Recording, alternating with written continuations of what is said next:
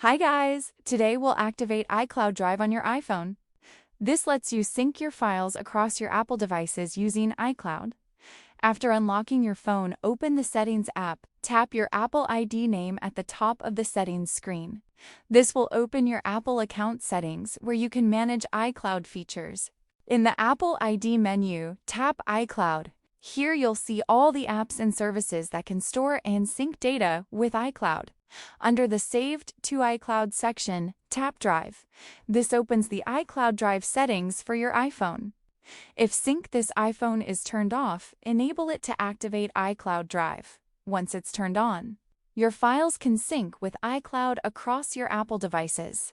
If you want to check your available iCloud storage, tap Manage Storage.